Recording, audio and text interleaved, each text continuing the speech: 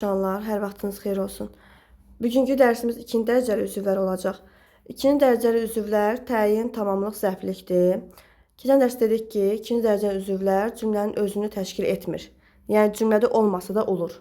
Və dedik ki, əgər cümlədə ikinci dərəcəli üzvlərdən biri də varsa, həmin cümlə geniş cümlə adlanırdı.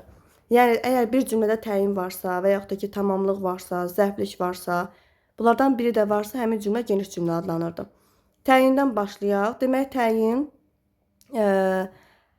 necə, nə cür, hansı, neçə, nə qədər, neçənci sualların birinə cavab verir və daha çox ismin və isimləşən digər sözlərin qarşısında işlənir. Yəni, təyinin ifadə vasitələri isim ola bilər, sifət ola bilər, say ola bilər, əvəzlik, zərf ola bilər, fe'li sifət ola bilər, ismi birləşmə ola bilər, mürəkkəb ad ola bilər, frazem ola bilər, qoşmalı söz və ya söz birləşmələri ola bilər. Təyin təkcə isimlə və yaxud da ki, sifətlə yox, isimləşən digər üzvlərlə də işlənir. Daha doğrusu, isimləşən digər üzvləri də izah edir. Demək, təyinin sualları hansılar oldular? Necə, nə cür, hansı, neçə, nə qədər, neçənci. Baxın, bu sualları siz hərəkətin qarşısına yox, ismin qarşısına və ya isimləşən üzvlərin qarşısına artırmalısınız. Məsələn, deyirəm ki, yaxınlaşdırım. Məsələn, deyir ki, anasını qızıl üzük aldı, düzdür? Nə etdi? Aldı. Kimə? Anasına. Nəyə aldı? Üzüyü aldı. Tamamlıq. Və necə üzüyü aldı? Qızıl üzüyü aldı. Qızıl sözü burada material adı bildirir, düzdür? Deməli, burada təyin isimlə ifadə olunub. Qızıldır, brilyantdır, gümüşdür, torpaqdır.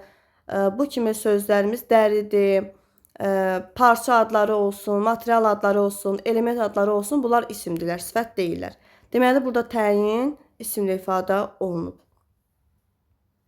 Və yaxud da ki, qadınsız ev soyuq olar, soyuq olar, xəbər, nə? Ev, necə ev? Qadınsız ev. Yenə də burada, baxın, qadınsız sözü ismi təyin edib, yəni ismin qarşısında işlənib, hərəkətin qarşısında yox. Yəni, fikir verirsiniz ki, necə, nə cür sualı olsun. Bu suallar hərəkətin qarşısında yox, isimləşən və ya ismin qarşısına gəlməlidir. Hərəkətin qarşısında bu sualları verə bilirsinizsə, o tərz hərəkət zərfliyi olur, təyin olmur. Deməli, təyin necə, nə cür, hansı, neçə, neçənci, nə qədər suallarına cavab verdi. Təyin ismin və yaxud da ki, isimləşən üzvlərin qarşısında gəlir. Təyinin ifadə vasitələri bütün əsas nitq hissələri, həmçinin də söz birləşmələri ola bilər. Demək, fe'li bağlama istisna olmaqla. Frazimlə ifadə oluna bilər, qoşmalı söz birləşmələrlə ifadə oluna bilər, fe'li sifətlə ifadə oluna bilər, mürəkkəb adla ifadə oluna bilər, təkcə fe'li bağlama ilə ifadə oluna bilmir. Demək, təyin də digər cümlə üzvləri kimi sadə və mürəkkəb olur. Əgər nitq hissəsi ilə ifadə olunubsa, yəni sözlə ifadə olunubsa, bu zaman sadə olur, yox söz birləşmələri ilə, yəni sərbəst söz birləşməsindən söhbət gedir, frazimdən söhbət getmir. Əgər təyin frazimlə ifadə olunubsa, bilin ki, o sadədir. Çünki frazimlər bir mənası olur, frazimlərin bir mənası olur. Ona görə siz onu sadə götürürsünüz. Amma sərbəst söz birləşmələri ilə ifadə olunubsa, məsələn, ismi birləşmə olsun, fe'li sifət tərkibləri olsun, bu zaman nə olacaq? Deməli, quruluşuna görə mürəkkəb təyin olmuş olacaq. Bir şey də deyək ki, uşaqlar, bəzən testlərdə məsdərin təyin roluna çıxış etməsindən danışılır. Baxın, məsdərin öz xüsusiyyəti deyil təyin kimi işləmək, amma bəzən istisna məqamlarda məsdər və məsdər tərkiblərdə təyin kimi çıxış edir. Məsələn, deyirəm ki, oxumaq kimi vərdişi var. Baxın, necə vərdişi var oxumaq kimi? Burada oxumaq kimi nədir? Məsdərlə ifadə olunub və qoşmalı sözdür. Deməli, burada təyin qoşmalı sözlə ifadə olunub və məsdərlə ifadə olunub. Məsdər burada qoşma ilə bir yerdə təyinin ifadə vasitəsi kimi çıxış edib. Yəni, adətən məsdər təyin roluna çıxış etməməlidir. Amma istisna hallarda təyin məsdər tərkibi ilə də ifadə oluna bilir. Və yaxud da ki, qoşmalı məsdərlə də ifadə oluna bilir. Keçirik indi tamamlığa. Tamamlığın sualları deməli, kimi ismin adlıq və yiyəli halların sualları çıxmaq şərti ilə digər halların suallarıdır qızlar. Məsələn, kimi, nəyi, nə, kimə, nəyə, kimdə, nədə. Bu sualları əzbərləyirsiniz. Kimdən əzbərləyirsiniz deyəndə ki, digər halların suallarını bilirsinizsə işiniz rahatdır da. Baxın, burada nə sualı var? Bu nə sualı adlı halın sualı deyil. Bunlar sualı qeyri-müəyyən təsir halının sualıdır. Aydındır. Və həmçinin yəli halın da sualı deyil. Aydındır. Buradakı nə sualı qeyri-müəyyən təsiri halın sualıdır. Biz bilirik ki, qeyri-müəyyən təsiri halda nə sualına cavab verə bilir, amma şəkilsini bərpa edə bilirik. Tamamlığı da tapmaq istəyirsinizsə, məsələn, cümlədə nə sualına cavab verən söz var, amma siz bilmirsiniz ki, tamamlıqdır və ya mübtədadır. O zaman nə sualı ilə yanaşı həmin sözə nəyi sualını da verə bilirsinizsə, deməli o tamamlıqdır əslində. Aydındır, mübtəda deyil. Deməli, digər suallarına baxaq. Kimdən, nədən, kimdən, nədən, kim ilə, nə ilə. Baxın, adlı halın sualı deyil. Kim ilə, nə ilə sualları və yaxud da ki, kim üçün, nə üçün sualları, kim haqqında, nə haqqında. Bu sualların hamısı nədir? Deməli, tamamlığın suallarıdır. Burada bir haranı sualını yadda saxlayın. Haranı sualı tamamlığın sualıdır. Amma harada, bir də haradan. Haradan, haraya. Bu üç sualı görürsünüzsə, harada, haradan, haraya. Bunlar zərflikdə var. Yer zərfliyin suallarıdır. Bir dənə haranı tamamlığın sualıdır. Yadda saxlayın. Haranı tamamlığın sualıdır. Amma harada, haradan, haraya sualları isə yer zərfliyinin sualları olacaqlar. Nə barədə, kim barədə, nə haqqında, kim haqqında sualları da tamamlığın sualıdır. Diqqətli olun. Demək, tamamlığın ifadə vasitələri də bütün əsas nitq hissələri, frazemlər, ismi birləşmələr, fe'li birləşmələr ola bilər. Fe'li bağlama yenə istisna olmaqla. Yenə tamamlıq da quruluşuna görə sadə və mürəkkəb olur. Sadə tamamlıqlar yenə nitq hissəsi ilə ifadə olunur, yəni sözdə ifadə olunur. Mürəkkəb tamamlıqlar isə söz birləşmələri ilə ifadə olunur. Yenə bu qaydamız bu məsələdə aiddir ki, frazemlərlə ifadə olunursa tamamlıq sadə olur. Amma sərbəst ismi birləşmə və ya fe'li birləşmələrlə işlənirsə o zaman nə olacaq? Mürəkkəb tamamlıq olmuş olacaq. Tamamlığın bir dənə suallarını yaxşı öyrənin. Kimidir, nə idi, nədir, kimədir, nəyədir, kimdədir, nədədir. Bir dənə haranı istisnadır. Burada hara sualı ilə bağlı nə barədə, nə haqqında, kim haqqında, nə üçün, kim üçün sualları da tamamlığın suallarıdır.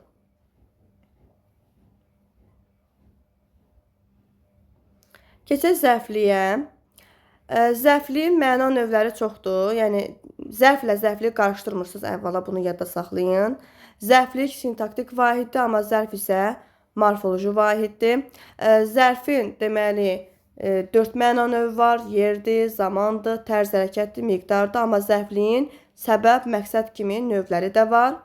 Zərflik bütün əsas nitq hissələri ilə ifadə oluna bilər. Fe'li bağlama ilə ifadə oluna bilər. Fe'li bağlama tərkibləri ilə ifadə oluna bilər.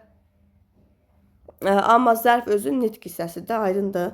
Yəni o sintaktik vahid deyil, təkcə zərflə ifadə olunur, yəni zərfdir. Demək, zərfin dedik ki, tərz hərəkət, məqsəd, səbəb, yer, zaman, miqdar kimi, yəni kəmiyyət kimi növləri var. Əvvəla tərz hərəkət zərfliyindən başlayaq. Tərz hərəkət zərfliyi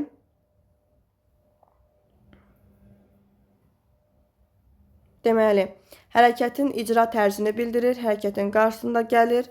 Necə, nə cür, nə tərzdə, nə vəziyyətdə, nə şəkildə sualların birinə cavab verir.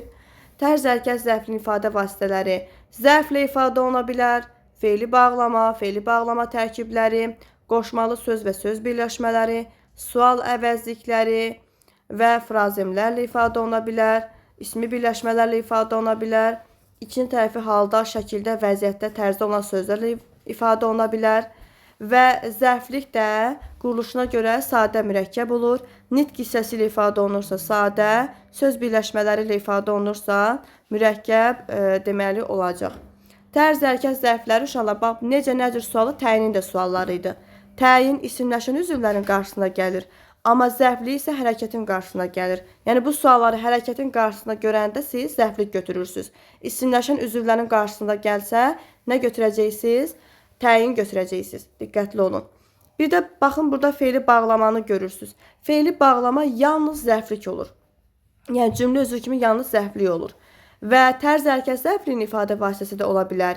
Həmçinin zaman zərfliyinin də ifadə vasitəsi ola bilər. Səbəb zərfliyinin də ifadə vasitəsi ola bilər. Keçək burada zaman zərfliyi. Zaman zərfliyi cümlədə nə vaxt, nə zaman, haçan, nə zamanadək, nə vaxta qədər kimi sualların birinə cavab verir. Zaman zərfli ifadə vasitələri də zaman zərfləri ola bilər. Zaman mənalı isimlər ola bilər. Fe'li bağlama ola bilər. Fe'li bağlama tərkibləri ola bilər. Qoşmalı sözlər ola bilər. Sual əvəzli ola bilər. Saydan sonra məsəl üçün il, yaş, ay sözləri gəlirsə, bu zaman da zaman zərfliyi kimi çıxış edəcək. Məsələn deyirəm ki, 21-də sığal verər telinə. Burada 21-də say ifadə olunub, yenə say ifadə olunub. Yəni il mənasını ifadə edir. Demək nə olacaq? Zaman zərfliyi olacaq. Və yaxud da ki, deyirəm ki, saat 5-də görüşərik. Baxın, saat isimdir, 5-də saydır. Yəni burada birinci növ təyin söz birləşməsi işlənib və zaman zərfliyinin ifadə vasitəsi olub. Yəni isimdə zaman zərfliyinin ifadə vasitəsi ola bilər, sayda zaman zərfliyinin ifadə vasitəsi ola bilər, fe'li bağlama tərkibləri, sual əvəzlikləri, bunlar da fe'li demək, zaman zərflərin, daha doğrusu zərfliyinin ifadə vasitəsi ola bilər. Zaman zərflikləri yenə quruluşuna görə sadə mürəkkəb olur. Sadə söz birləşmələri, daha doğrusu nitq hissələrlə ifadə olunan cümlə üzvünə deyilir.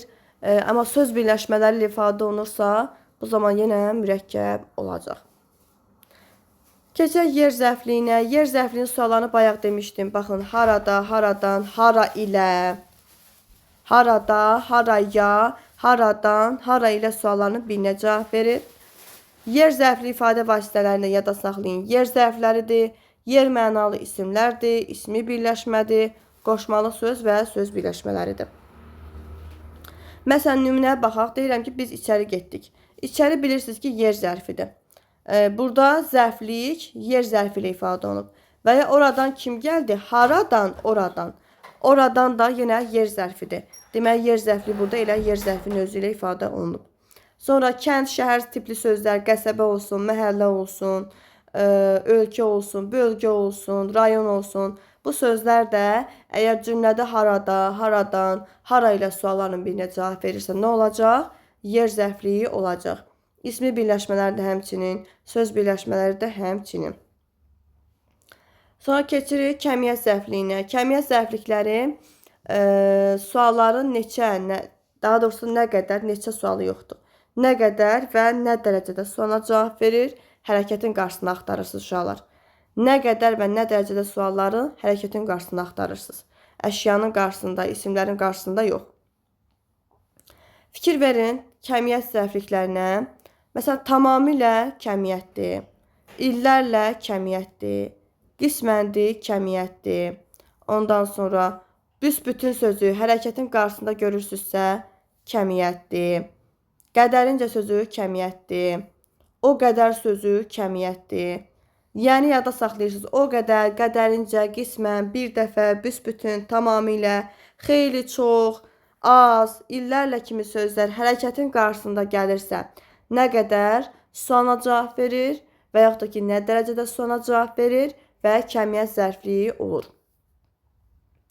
Kəmiyyət zərfliyinin ifadə vasitələri, ismi birləşmələr, fe'li bağlama, sual əvəzliyi, yenə say, il, gün, ay sözləri. Məsələn, saydan sonra il, gün, ay sözləri gəlirsə, bu zaman nə olacaq? Miqdar kəmiyyət zərfliyi olacaq. Deyirəm, 5 il gözləyiblər. Onlar səni 5 il gözləyiblər. Nə qədər gözləyiblər? 5 il. 5 saydı, il də isimdir. Demək, burada birinci növ təyin söz birləşməsi ilə ifadə olunub zaman zərfliyi. Və yaxud da ki, onlar nə dərəcədə şirindir? Baxın, burada nə dərəcədə özü sual əvəzliyidir. Amma özü nə olacaq? Kəmiyyət zərfliyinin ifadə vasitəsi olacaq.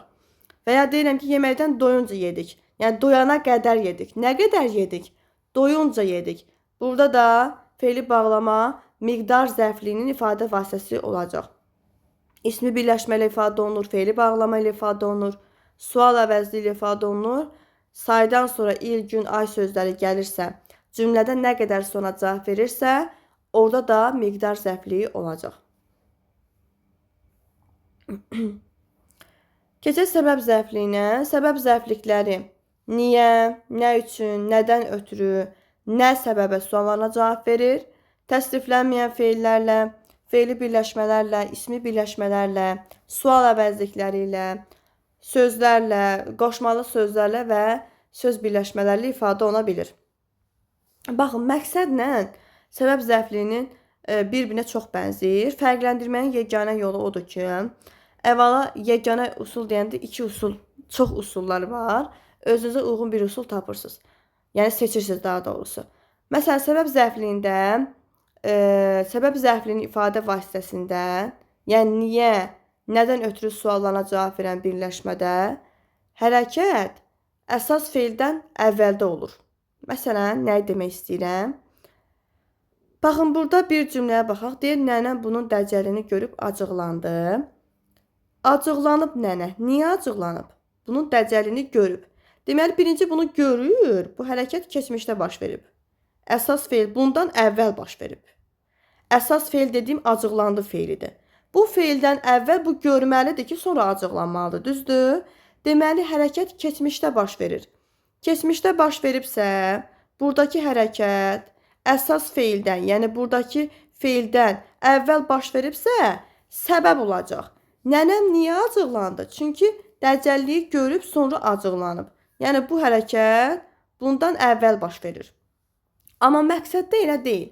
Məqsəddə əksinə, hələ deməli, niyə, nədən ötürü suallarına cavab verən söz, daha doğrusu birləşmə, əsas feildən sonra aid olur. Yəni sonra baş verəcək. Deyirəm ki, tutaq ki, işləməyə gəlmişik. Baxın, bu da nə üçün sonra cavab verir və ya niyə gəlmişik, işləməyə gəlmişik. Sual versəz tapa bilmirsiniz, düzdür? Amma baxın, hərəkətə baxırıq, işləməyə gəlmişik. Yəni biz hal-hazırda gəlmişik, nə üçün işləməyə? Hələ işləmirik də, birinci gəlməliyik, sonra işləməliyik. Buradakı hərəkət isə gələcək zamandadır. Yəni, gələcək zaman deyəndə, gələcək zaman məzmunu ifadə edir. Yəni, biz hələ işləyəcəyik. Gəlmişik, indi gəlmişik, qabaqda olacaq işləməyimiz, aydındır. Gəlirik, sonra işləyirik. Yəni, burada məstər nədir? Gələcək zaman məzmunu ifadə edir. Və yaxud da ki, deyirəm ki, Akifdən şikayət etməyə gəlmişəm. Bax, gəlmişəm, indi gəlmişəm, hələ şikayət etməmişəm ki, Akifdən şikayət edəcəm.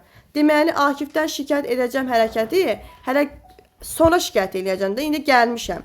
Deməli, bu bundan sonra aid olduğuna görə bu məqsəd olacaq.